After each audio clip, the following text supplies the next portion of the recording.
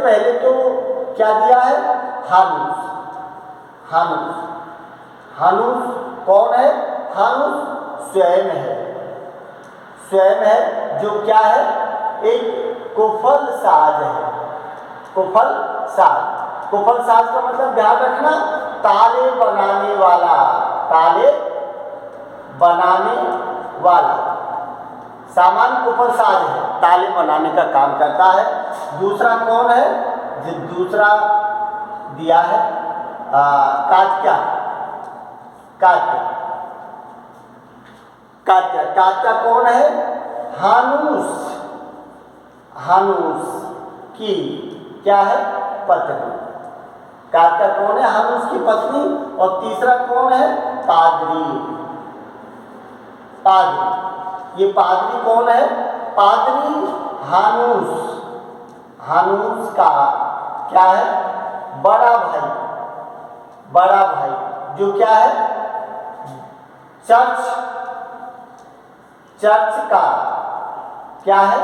मालिक। 3 चर्चों का मालिक है इसका बड़ा भाई, या फिर वो चर्चों की पूजा पाठ करता है तो उसे उस धर्म संगठन से जोड़ रखा है।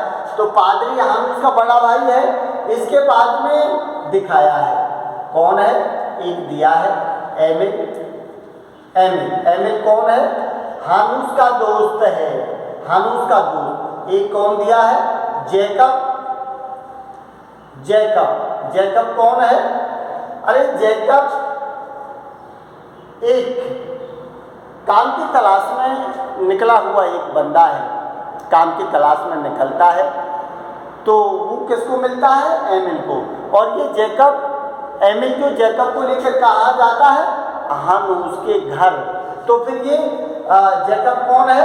हानुस, हानुस के साथ काम करता है, हानुस के साथ काम करता है।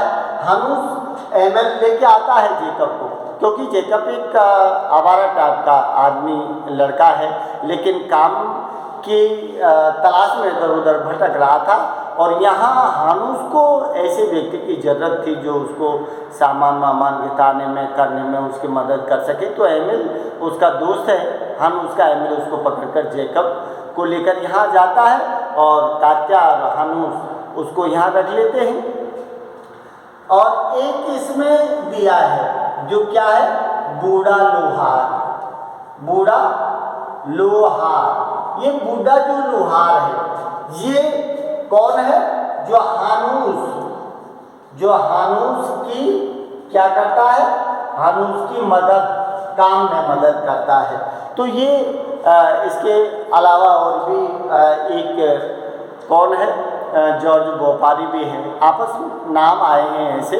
तो लेकिन मेन जो पात्र हैं वो ये है नाटक के, जिसमें हानुस है जो स्वयं एक कुपलसाज है, ताले बनाने का काम करता है। कात्या उसकी धर्म पत्नी हानुस की पत्नी है।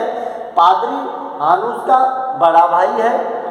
एमिल हानुस का दोस्त है। जैकब हानुस के साथ काम करने वाला एक व्यक्ति है। बूढ़ा लोहार हानुस की मदद करता है। और एक नाम सातवां आता है, ये ध्यान रखना, जिसका नाम दिया है यांका। यांका, यांका, यांका कौन है? ये हानुस, हानुस की क्या है? हानुस की बेटी है यांका, हानुस की बेटी। एक बेटा भी था लेकिन वो मर गए। तो आप कौन है? यांका हानुस की बेटी है। तो ये प्रमुख पात्रों को आपको ध्यान रखना है, क्योंकि चाहे वो चरित्र चित्रण हो, जब बात आती है संवाद की, आपको जैसे क्वेश्चन आता है कि नाटक की समीक्षा कीजिए, तो उनमें ये अहम भूमिका निभाएंगे, क्योंकि इनके बगैर आप न तो समाज शैली का वर्णन कर सकते हो, न ही उनके चरित्र का चित्रण, उनका विषय, वर्ण विषय क्या है उसका चरित्र का चित्रण नहीं कर सकते हो आप, जब तक आपको इन पात्रों की स्थिति और उनका पता नहीं है। तो ध्यान रखना ये इसके पात्र हैं। तो देखिए अब चलते हैं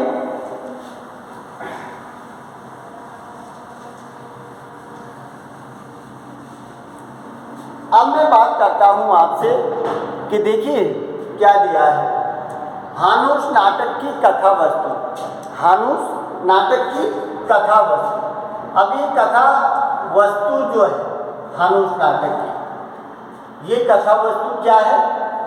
जैसे आपने लिखा है, क्या दिया है कि हानुश भीष्म साहनी, क्या दिया है कि भीष्म साहनी, भीष्म साहनी ने क्या दिया, हानुश नाटक जो लिखा है, हानुश नाटक, हानुश नाटक का प्रकाशन कितना दिखाया है, ध्यान रखना 1977 में दिखाया है हानुश नाटक का प्रकाशन। और इसकी कथा वस्तु को कितने,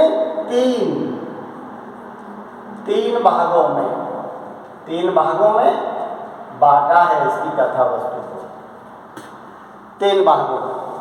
अब देखिए 3 भाग कौन कौन से हैं, मैं आपको थोड़ा सा संक्षेप बता देता हूँ। पहला जो भाग है वो भाग तो कौन सा है, जिसमें इनके घर परिवार की जो बातचीत आई है, जिसमें कात्या है, हानुश है, पादरी है, उनके संवाद जो दिखाए हैं, उनकी जो आपसी वार्तालाप दिखाई है, कैसे शुरुआत हुई है, क्यों और क्या क्या बात हुई है, वो पहला भाग है। वो कौन सा दिया है, वो पहला भाग है। 3 भाग या कहते हैं अपन कि 3 अंकों में, कितना दिया है, 3 अंकों में ये नाटक लिखा गया है। और दूसरी चीज इसमें क्या दी है कि दूसरी चीज एक सृजनात्मकता होती है जो कलाकार के अंदर होती है, कला की चेतना जो उसके अंदर होती है, क्योंकि जब तक चेतना नहीं होगी, अब कलाकार है तो चेतना का होना स्वाभाविक है, तो उसके अंदर सृजन शक्ति का भी निर्माण होता है, क्योंकि जो कला है उसको सृजन भी तो करना है। तो यहाँ हानुश ने अपनी कला का सृजन किया है, ताले बनाने का हुनर है उसमें, ताले बनाते बनाते वो घड़ी पर उतर आया और एक लंबे समय 17 साल के बाद एक घड़ी का निर्माण कर दिया जो विश्व में कोई और नहीं है। तो हुनर तो है उसके पास चेतना शक्ति है, सृजनशीलता है उसमें। तो भीष्म साहनी ने हानुश नाटक जो 1977 में प्रकाशित हुआ है उसको 3 अंकों में विभाजित किया है, और इनमें जो दिया है तो यहाँ क्या दिया है, हानुश, और एक आपको क्या दिया है, पादरी की वार्तालाप से शुरू होता है पहला। अब देखिए क्या दिया है कि ये कथा वस्तु है। अब कथा वस्तु जो लिखते हैं या अपन कहते हैं कि सार जो चीज़ है, तो कथा वस्तु तो शुरू से लेके अंत तक का परिणाम जो होता है ना, वो सारे का सारा कथा वस्तु में आता है। लेकिन आप मान लीजिए आपसे जो क्वेश्चन है कि नाटक की समीक्षा कीजिए, उसमें भी कौन कथा वस्तु आएगा, लेकिन इसका मतलब ये नहीं है कि आप पूरे ही नाटक की कथा वस्तु जो है उसको एक ही पॉइंटों में 3 घंटे उसी में लगा दो तो बेकार है। अरे कथा वस्तु जैसी पॉइंट आता है तो उसमें आपको शॉर्ट रूप में, शॉर्ट एंड स्वीट जो बातें होती हैं ना, उसको उसमें रखना है, पूरे डिटेल में नहीं देना है, क्योंकि और भी तो क्वेश्चन है आपको, मात्र 15 नंबर का ही क्वेश्चन तो आपको आएगा, तो फिर आपको एक ही उसमें पॉइंट में पूरा समय नहीं लगाना है, क्योंकि समीक्षा जहाँ क्वेश्चन आता है उसमें 6 पॉइंट होते हैं, तो 6 पॉइंटों में आपको 5-5 मिनट या 2-2, 4-4 मिनट जितना भी आप एडजस्टमेंट कर सको उतना दे सको उतना दीजिए। तो एक ही पॉइंट को ज़्यादा नहीं बढ़ाना है। लेकिन कथा वस्तु होती क्या है वो मैं बता रहा हूँ। अरे कथा वस्तु तो शुरू से लेकर अंत तक का परिणाम जो होता है, बीच में क्या हुआ है, वो सारी चीज़ कथा वस्तु में, उसी को संक्षिप्त रूप आपको इस कथा वस्तु में दिखाना है। तो देखिए ये कथा वस्तु है जिसमें भीष्म साहनी ने हानुश नाटक को 1977 में प्रकाशित किया है और 3 अंकों में इसको विभाजित किया है। अब वो 3 अंक कौन कौन से हैं, उन चीज़ों के विषय में मैं आपसे चर्चा करता हूँ। तो देखिए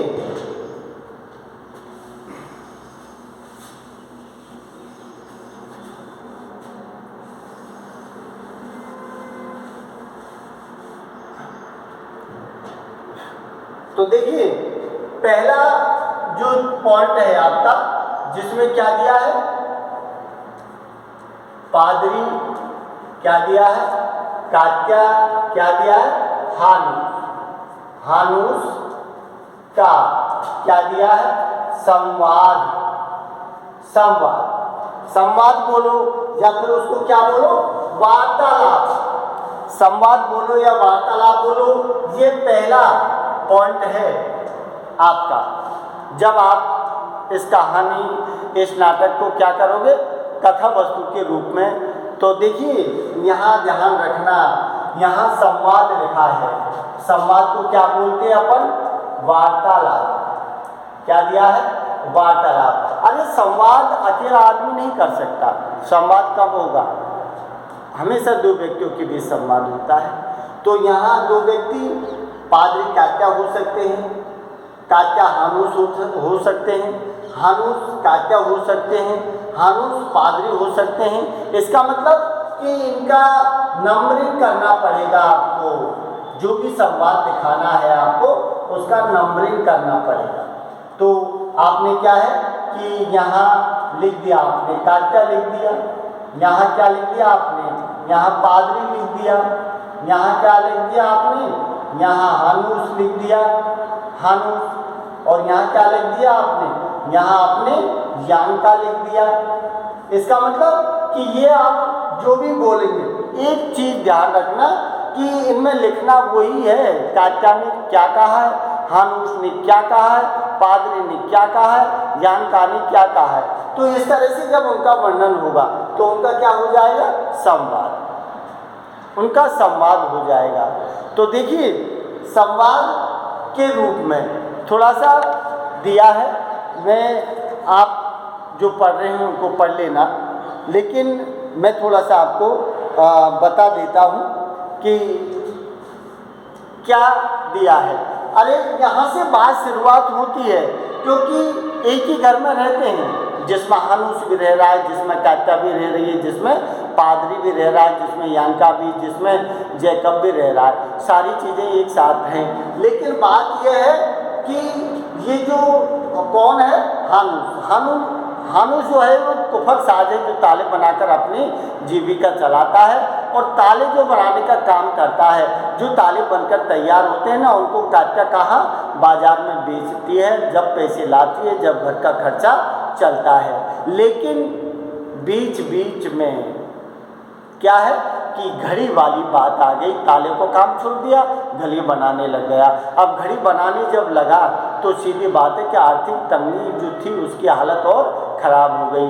उसी हालत को देखते हुए कात्या नाराज होती है, तो कात्या और बड़े भाई पादरी के बीच वार्तालाप दिखाया है गुस्से में।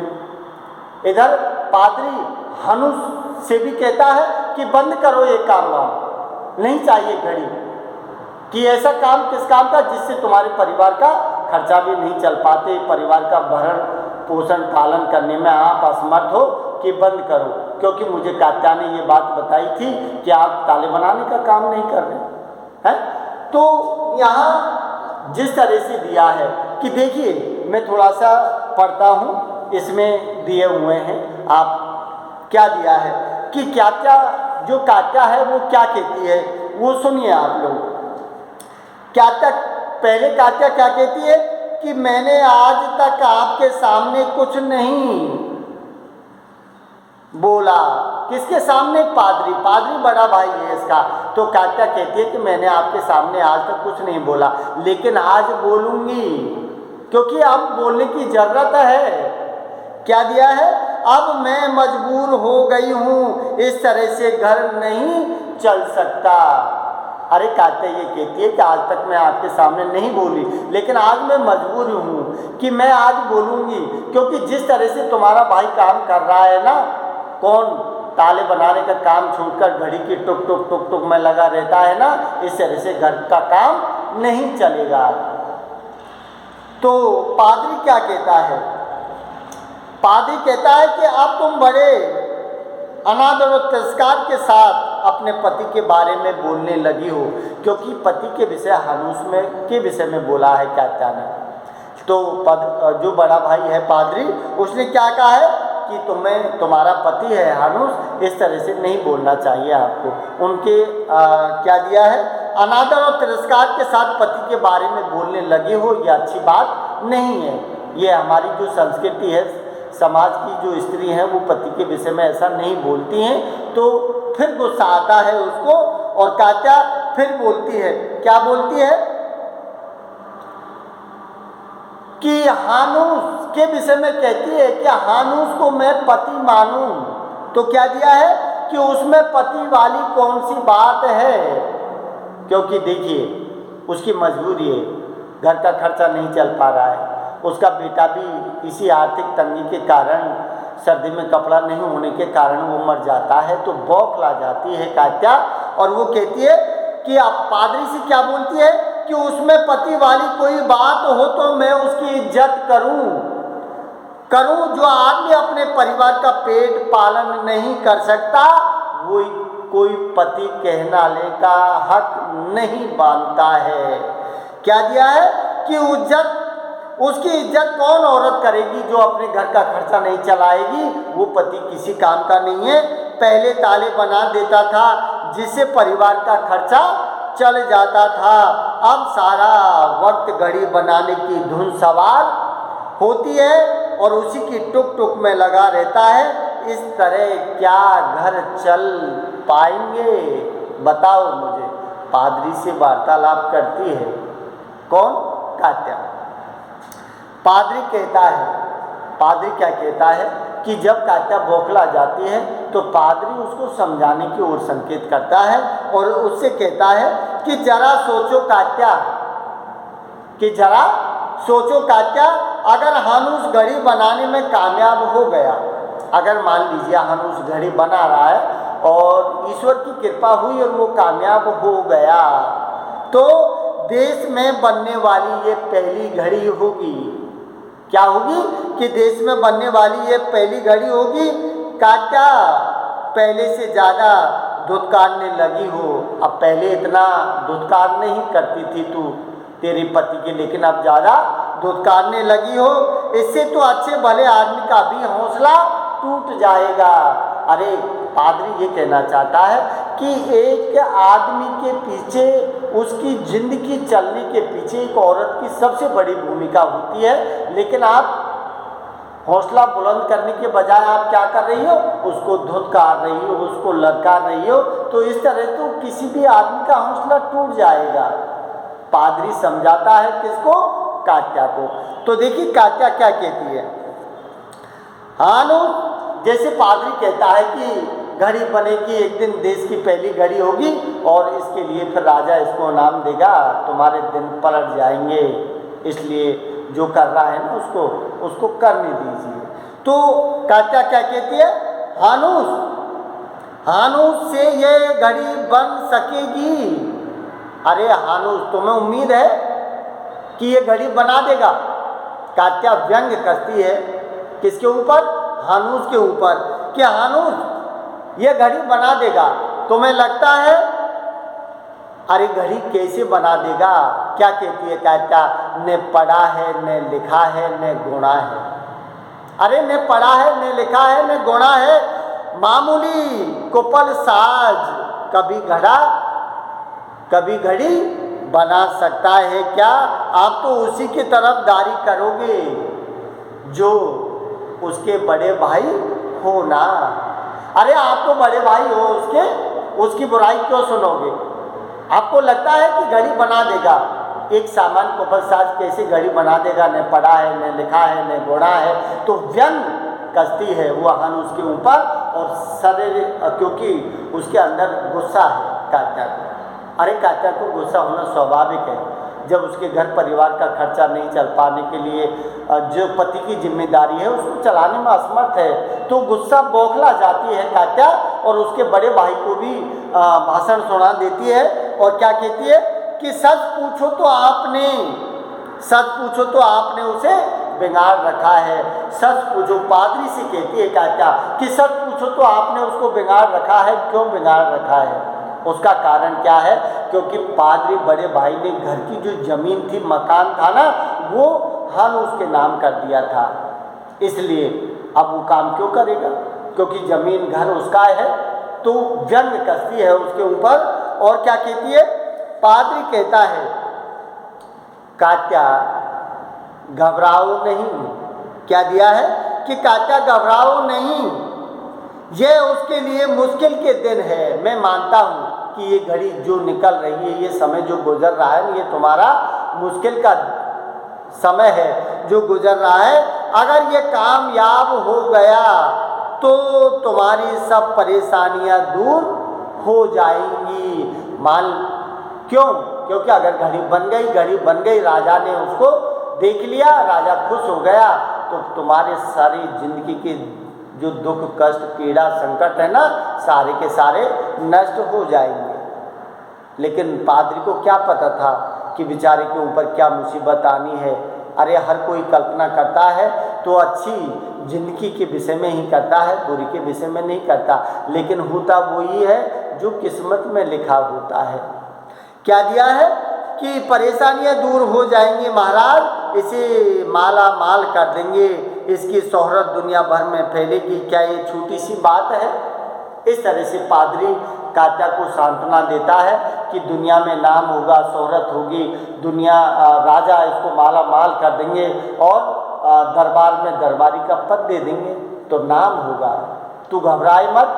तो यहाँ कात्या क्या कहती है, फिर कात्या कहती है कि पिछले 10 साल से यही सुन रही हूँ। अरे भाई 10 साल से यही सुन रही हूँ। घड़ी कोई एक दिन में नहीं बनी है, 1-2 साल में नहीं बनी है। कितने साल में बनी है, 17 साल में जाके घड़ी कंप्लीट हुई है। तो 10 साल से यही सुनती आ रही हूँ कि राजा देखेगा, खुश होगा, माल मिलेगा, तुम माला माल हो जाएंगे, संकट दूर हो जाएंगे। अरे 10 साल हो गए सुनते सुनते, कान पक गए मेरे, और इस घड़ी की टुक टुक की आवाज़ सुनते सुनते कब तक सुनूंगी मैं नहीं सुनना चाहती हूँ। तो पिछले 10 साल से यही सुन रही हूँ, मैं बहुत उपदेश सुन चुकी हूँ। घर में खाने क्या दिया है, खाने को न हो तो मैं आपके बच्चों को कैसे पालूँ।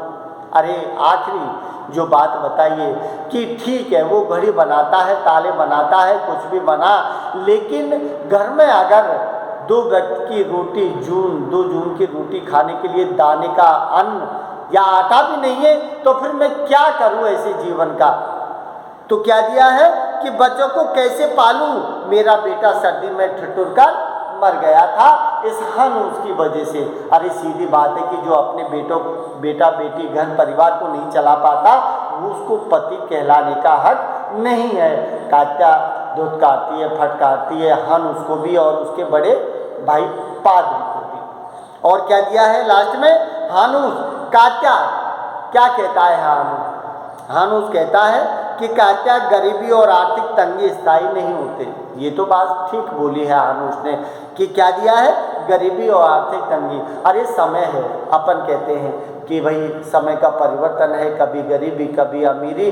तो हानूस संकेत करता है इस बात को कि गरीबी और आर्थिक तंगी स्थायी नहीं होती, समय बदलेगा तो आपके दिन भी बदल जाएंगे, थोड़ा हौसला रखिए।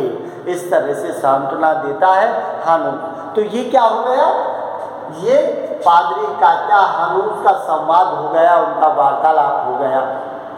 समझे आप, क्योंकि उनके घर परिवार के बीच से वार्तालाप संवाद शुरू हुआ है और घर परिवार के सदस्यों के बीच में ये वार्तालाप दिखाया है।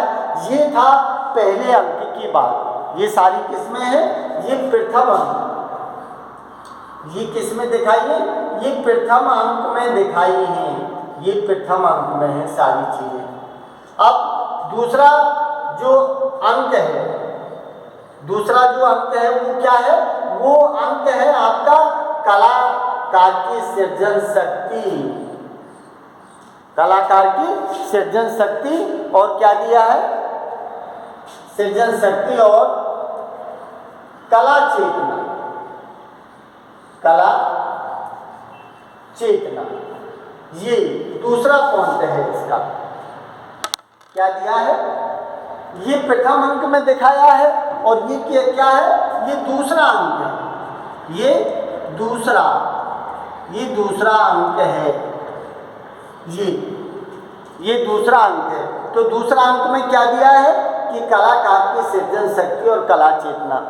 अरे सीधी बात है कि भाई चाहे राजतंत्र हो चाहे वो प्रजातंत्र हो, अरे कला एक ऐसी चीज होती है जो अंदर से उत्पन्न होती है, बाहर से नहीं होती। एक व्यक्ति में एक हुनर होता है,